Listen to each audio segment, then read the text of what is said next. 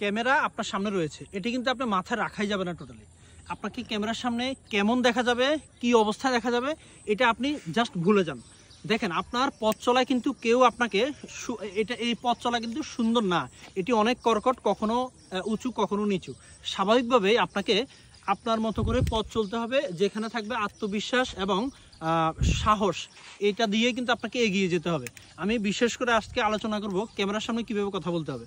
আপনাকে অবশ্যই ক্যামেরার যে লেন্স থাকে সেখানে আপনার আই কন্ট্যাক্ট থাকতে হবে।